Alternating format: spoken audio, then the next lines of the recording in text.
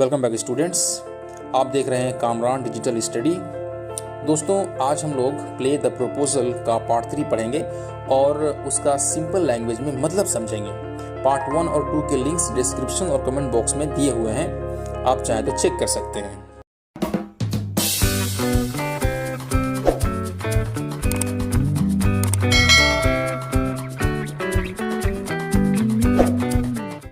तो चलिए शुरू करते हैं। Let's start. Lomov, excited. You see, honored Natalia Stepanovna, the fact is, I have made up my mind to ask you to hear me out. फिर Lomov घबराते हुए कहता है, देखिए मोहतरमा नतालिया, बात दरअसल ये है कि मैंने फैसला कर लिया है कि आप मेरी बात सुने।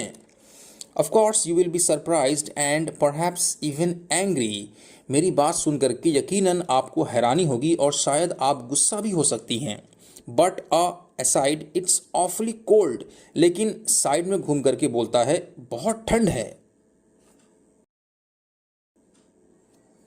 Natalia Stepanovna, what's the matter? Pause. Well, उसके बाद नतालिया पूछती है, बात क्या है? फिर वो थोड़ा ठहर करके कहती है, खैर। Lomov, I shall try to be brief. Lomov जवाब देता है, मैं बात को चंद शब्दों में बोलने की कोशिश करूंगा। You must know, honored Natalia Stepanovna, that I have long since my childhood, in fact, had the privilege of knowing your family. आपको ज़रूर मालूम होगा मोहतरमा नतालिया के बरसों से, दरअसल मेरे बचपन से मुझे आपके परिवार को जानने का मौका मिला है। My late aunt and her husband, from whom, as you know, I inherited my land, always had the greatest respect for your father and your late mother. मेरी स्वर्गवासी फूफी और फूफा जी, जिनसे मैंने मेरी ज़मीन विरासत में पाई है, जैसा कि आपको मालूम है, वो लोग आपके पिता और आपकी स्वर्गवासी माँ की बहुत इज्जत करते थे।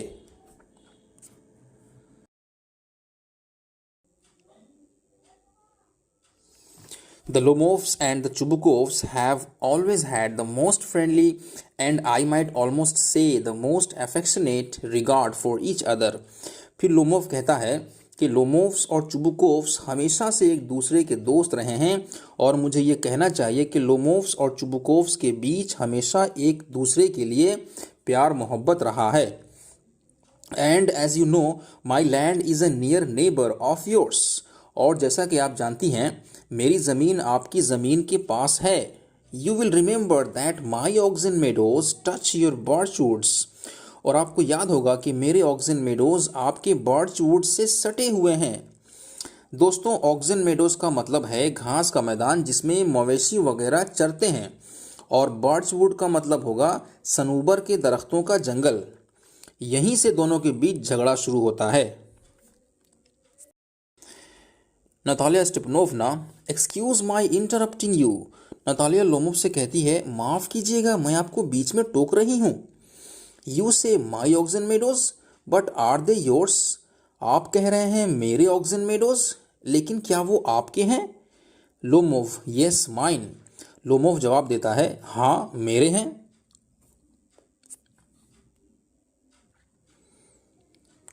Natalia, what are you talking about? Natalya Lomov से पूछती है, आप किस चीज़ के बारे में बात कर रहे हैं? Oxen meadows are ours, not yours. Oxen meadows तो हमारे हैं, आपके नहीं। Lomov, no mine, honoured Natalia Stepanovna. फिर लोमोव कहता है, नहीं आदरणीय नतालिया, वो तो मेरे हैं।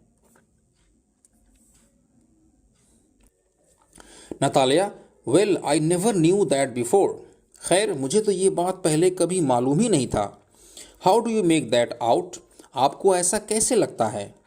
Lomov, how? I am speaking of those oxen meadows which are wedged in between your birch woods and the burnt marsh. कैसे मतलब? मैं उन ऑक्सन मेडोज की बात कर रहा हूँ जो आपके बर्च वुड और बर्न्ट मार्श के बीच में हैं। दोस्तों, बर्न्ट मार्श का मतलब होगा जली हुई दलदली ज़मीन।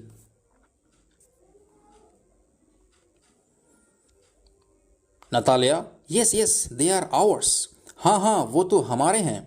Lomov, no you are mistaken, honoured Natalia Stepanovna, they are mine. नहीं, आप भूल कर रही हैं आदरणीय नतालिया, वो तो मेरे हैं। Natalia, just think, Ivan Vasilievich, how long have they been yours? जरा सोचिए इवान वेसिलेविच, वो जमीन आपकी कब से है? Lomov, how long? As long as I can remember.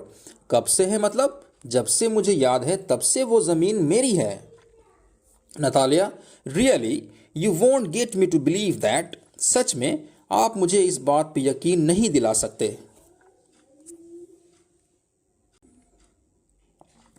Lomov, but you can see from the documents. Honoured Natalia Stepanovna, लेकिन आप डॉक्यूमेंट्स देख सकती हैं नतालिया जी.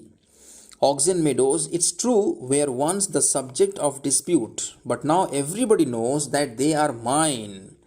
ये बात सच है कि ऑक्सन मेडोज को लेकर के कभी झगड़ा था, लेकिन अब हर कोई जानता है कि वो मेरे हैं. There's nothing to argue about. अब बहस करने वाली कोई बात ही नहीं है. You see, my aunt's grandmother gave the free use of these meadows in perpetuity to the peasants of your father's grandfather. देखिए, मेरी फूफी की दादी ने इन ज़मीनों को आपके पिताजी के दादा के किसानों को हमेशा के लिए आज़ादी से इस्तेमाल करने को दिया था. In return for which they were to make bricks for her. जिसके बदले में उन लोगों को मेरी फूफी की दादी के लिए ईंट बनाने पड़ते थे. The peasants belonging to your father's grandfather had the free use of the meadows for 40 years. आपके पिताजी के दादा के किसान 40 साल तक उन ज़मीनों का आज़ादी से इस्तेमाल करते रहे. And had got into the habit of regarding them as their own when it happened that. और बाद में देखा गया कि वो लोग उन ज़मीनों को अपना समझने लगे थे. कोई भी क्वेश्चन या कन्फ्यूज़न हो तो आप लोग वीडियो के नीचे कमेंट करके मुझसे पूछ सकते हैं. मैं आप लोगों के सारे कमेंट्स पढ़ता हूं और जितनी जल्दी हो सके उनका रिप्लाई देने की कोशिश करता हूं. इस प्ले को हम लोग नेक्स्ट वीडियो में कंटिन्यू करेंगे.